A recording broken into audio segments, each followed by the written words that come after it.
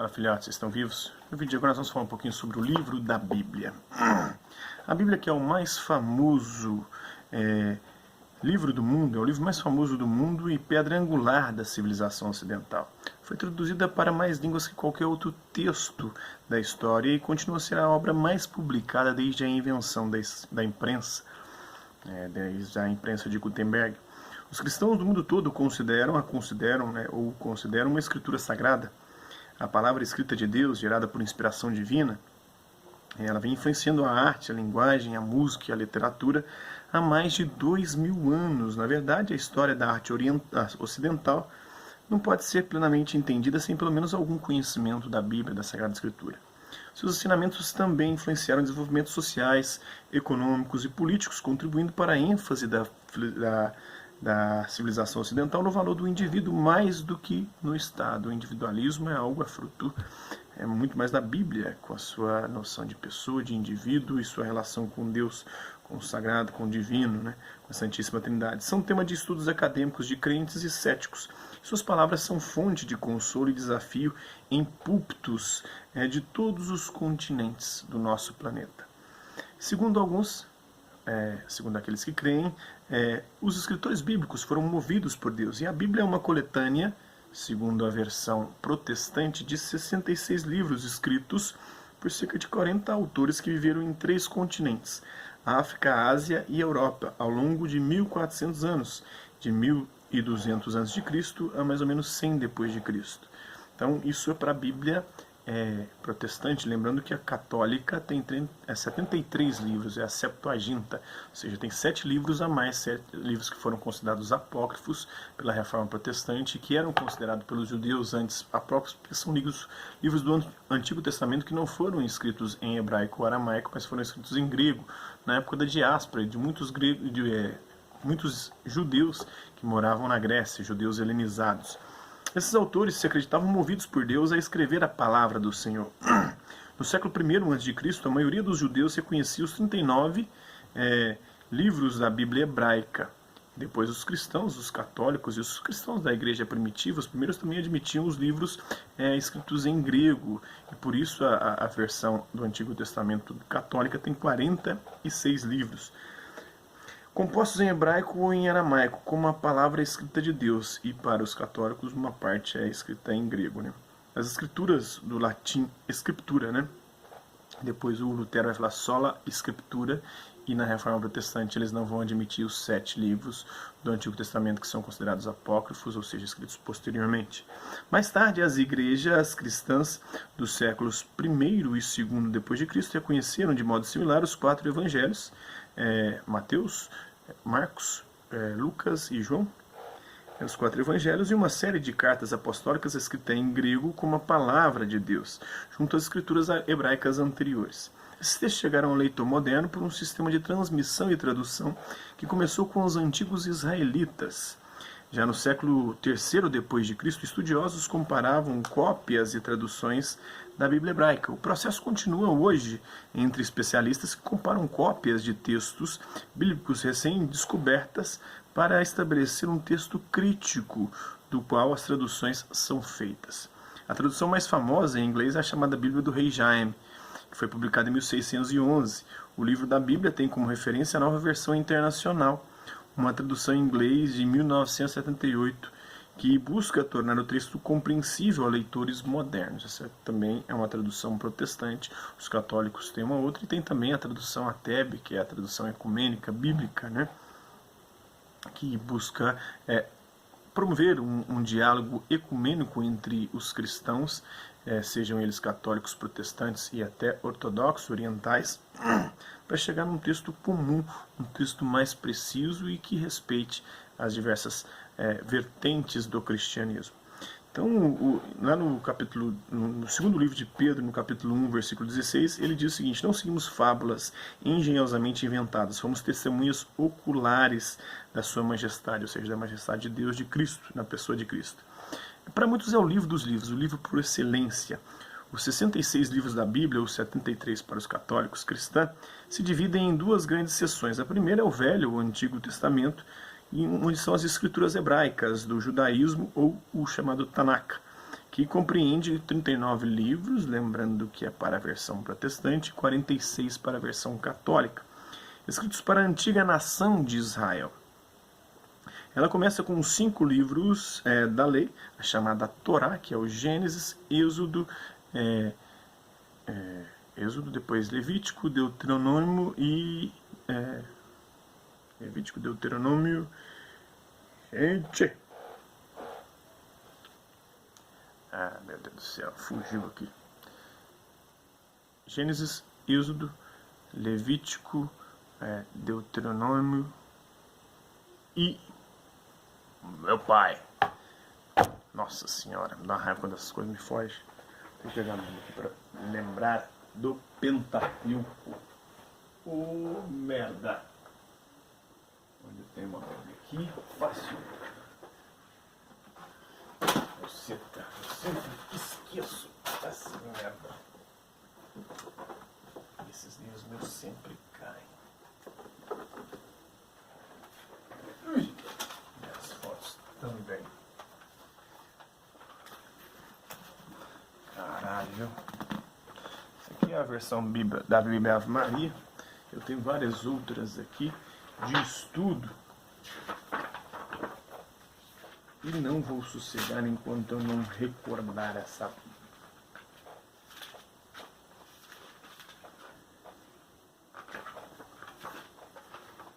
Deuteronômio, Números. Oh, meu Deus do céu.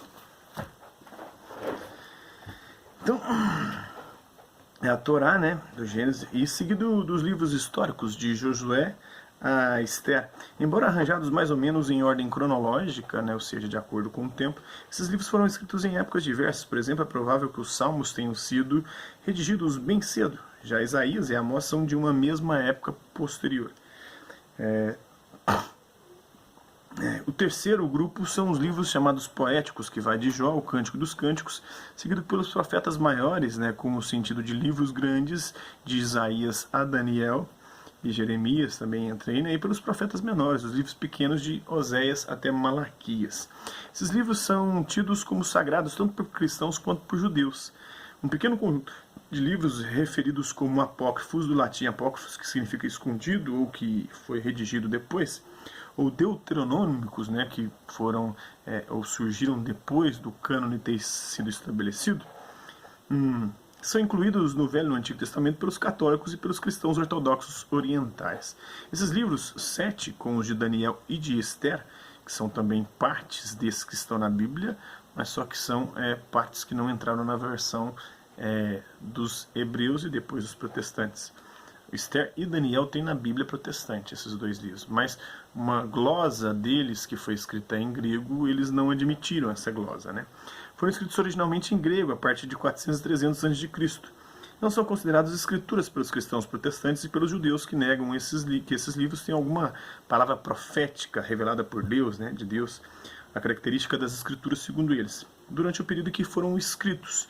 Então, para eles já tinha acabado o período da revelação para os hebreus. Para os cristãos protestantes, não sei como que eles conseguem ou concebem isso, porque se a revelação acabou ali para os hebreus, por que Jesus, que surge depois do período estabelecido pelos hebreus, pelos judeus, é considerado revelado por Deus? Então é meio como uma contradição dentro do movimento protestante aí. Então, característica durante o período em que foram escritos. O Novo Testamento compreende as escrituras cristãs. São 27 livros aceitos por todas as denominações cristãs, com uma lista completa dos livros do Novo Testamento. O título Novo Testamento vem da profecia de uma nova e eterna aliança que seria estabelecida e que Jesus vai dizer que se confirmou com ele, né? Que Deus concederia seu povo, né? Está lá em Jeremias, capítulo 31, versículos 31 a 34. A maioria dos livros do Novo Testamento foi escrita no século I a.C. pelos apóstolos de Jesus. Na verdade, poucos foram escritos pelos apóstolos de Jesus, né? Mas por discípulos dos apóstolos. Embora alguns livros, como Hebreus, sejam anônimos, Hebreus é atribuído a Paulo, mas é anônimo, não se sabe quem é o escritor verdadeiro. Eles foram escritos para as igrejas e indivíduos cristãos espalhados na metade oriental do Império Romano da época. O primeiro grupo de livros é formado pelos 4 evangelhos. O Evangelho de Mateus, Marcos, Lucas e João, que apresentam a vida e a pregação de Jesus como a realização das profecias do Velho Testamento, que anunciavam um Salvador da pátria, ou um Salvador para Israel e as nações. O livro dos Atos dos Apóstolos descreve a difusão da mensagem sobre Jesus nos 30 anos após a sua morte. Ele foi escrito por volta do ano 60 e 70. Sua morte, ressurreição e ascensão ao céu, enquanto as cartas do Novo Testamento, as chamadas epístolas, são divididas em epístolas paulinas, se não me engano 3 ou 14, agora eu esqueci exatamente, né, de Romanos a Filemão, se formos considerar Hebreus também, acho que ficam 14, e as epístolas gerais, de Hebreus a Judas, e o texto final do Novo Testamento, que é o livro do Apocalipse, que significa revelação. Os gêneros literários que são trabalhados na Bíblia são vários, né? Há muitos tipos de literatura nos 66 ou 73 livros da Bíblia. Relatos históricos, genealogias e textos legais respondem pela maioria dos livros da lei e livros da lei e históricos do Velho Testamento, do Antigo Testamento. Os livros poéticos contêm provérbios, lamentações, louvores e até preces pelo julgamento dos iníquos. O capítulo mais longo da Bíblia é um poema, na verdade é o Salmo 119, que para os católicos, se eu não me engano, é o 118. Cada uma de suas 22 estrofes tem 16 versos que começam com uma das 22 letras do antigo alfabeto hebraico. Os livros proféticos incluem parábolas, relatos históricos, cânticos e visões. Os evangelhos são um gênero singular, que abarca discursos, sermões, argumentações, visões e milagres, muitas vezes interpretando eventos da vida de Jesus como a realização das profecias do Velho e do Antigo Testamento. Nas cartas do Novo Testamento há ensinamentos, estímulos e até admoestações. Muitas usam recursos literários comuns na literatura greco-romana do século I d.C., como listas de vícios e virtudes, códigos domésticos, instruções relativas a relações familiares e abordagens localizadas de questões morais. Finalmente, a forma mais difícil de literatura na Bíblia são os textos apocalípticos, das revelações, encontrados tanto no Antigo Testamento, nos livros de Daniel, de Ezequiel, e também no Apocalipse do Novo Testamento. Esses textos altamente simbólicos descrevem o triunfo de Deus sobre os iníquos e o reconhecimento dos justos.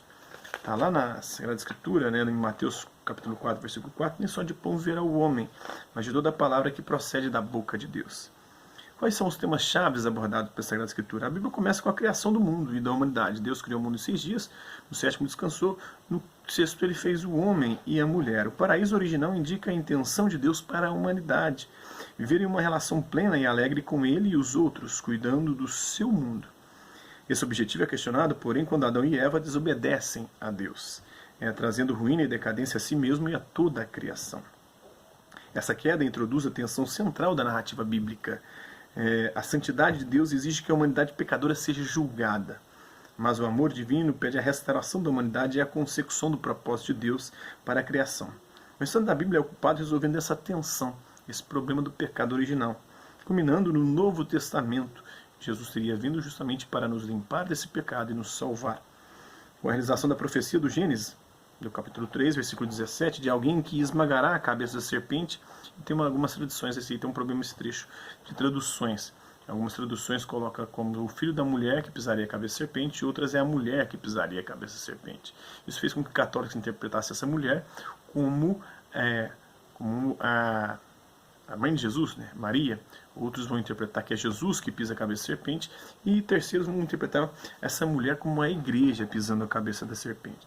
E anulará a maldição do julgamento de Deus sobre o homem e a terra. Com frequência Deus persegue seu objetivo fazendo alianças com a humanidade, como as que fez com Abraão, quando promete a ele a terra, faz ele sair de Ur e ir até a terra prometida, a terra onde emanaria leite e mel, e onde ele teria uma posteridade, uma descendência tão numerosa quanto as estrelas do céu.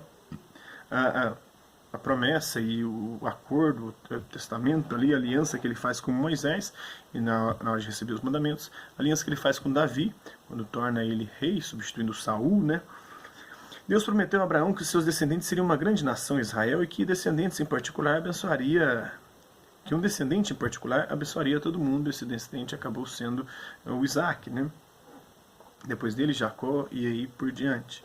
A aliança mosaica, também chamada de lei de Moisés, com os 10 mandamentos, amar a Deus sobre todas as coisas, guardar o sábado, não usar o nome de Deus em vão, honrar pai e mãe, não matar, não roubar, não pecar contra a castidade, não levantar falso testemunho, não desejar a mulher do próximo, não desejar as coisas alheias. São os 10 mandamentos. E esses 10 mandamentos, né, o decálogo, na verdade não é 10. Porque se for olhar lá no Êxodo capítulo 20, onde estão os 10 mandamentos, são muito mais versículos. Se fosse dividido, daria muito mais mandamento. Mas, de forma simbólica, para resumir, o decálogo, como é que se chama o Novo Testamento, aliás, o Novo Testamento não, os 10 mandamentos, é uma palavra de origem grega, e os mandamentos do Antigo Testamento foram escritos em hebraico, né? Então aí é uma contradição aí, mas essa lei de Moisés foi dada por meio de Moisés, a nação de Israel, fixando os termos de sua relação com Deus, como o povo deveria se comportar diante de Deus. Pela aliança com Davi, um de seus descendentes se assentaria no trono de Israel para sempre. Os cristãos acreditam que essas alianças convergem para a vida de Jesus, que afirmou que as Escrituras falam de mim. Está lá em João, capítulo 5, versículo 39. Explicou como Moisés e todos os profetas apontavam para ele. Está lá em Lucas 24, capítulo 24, versículo 27. A fraqueza humana é um tema recorrente na Bíblia. Mesmo os maiores líderes são apresentados como falhos. Jacó é um mentiroso manipulador, Sansão fornicou com Dalila, Davi cometeu adultério com Batseba, né? Betsaba, e matou o marido dela para cobertar isso, e até os profetas Elias e Jeremias quiseram fugir do seu chamado, né? O seu chamado. Deus usa o fraco para confundir o forte, está na Sagrada Escritura. Ele faz de seu povo escolhido, Israel, uma nação escrava. De seu libertador, Moisés, um assassino, matou um egípcio. De mulheres estéreis, ele faz, de um assassino ele transforma em libertador. Ele transforma mulheres estéreis em mulheres férteis, né? A Sara, a esposa de Abraão, e Ana, que também vai ter um filho, e Isabel, também no Novo Testamento, e de um pastor ele faz um rei, o Davi.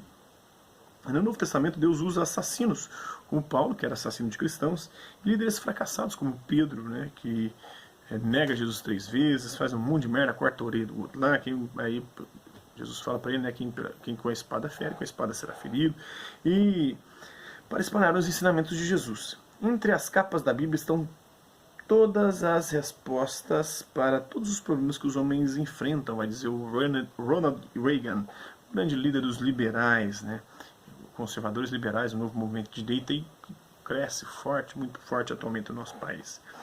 Uma análise inicial, a gente pode chegar à conclusão que tradicionalmente os estudiosos judeus ou rabis se concentraram na memorização de escrituras hebraicas, assim como em debates sobre sua interpretação e aplicação à vida judaica. Em contraste, os primeiros estudiosos cristãos, na maior parte pregadores, analisavam o modo como as escrituras falavam de Cristo, como elas remetiam a Cristo no Antigo Testamento, né? Muitas ferramentas usadas por esses eruditos ainda são muito populares hoje. Elas incluem exames da gramática e análise da escolha de palavras, como a relação entre as palavras Páscoa, que significa passagem, né, e paixão, que significa sofrimento, a paixão de Cristo, quando ele morre na cruz, né? Alguns, como Clemente, um patriarca, um padre da igreja, que viveu entre 150 e 215 d.C., e Agostinho, outro padre da igreja, que viveu entre 354 e 430 d.C., adaptaram a filosofia pagã, em especial a grega, né, de Platão, em especial, para ajudar a ler e compreender a Escritura Sagrada.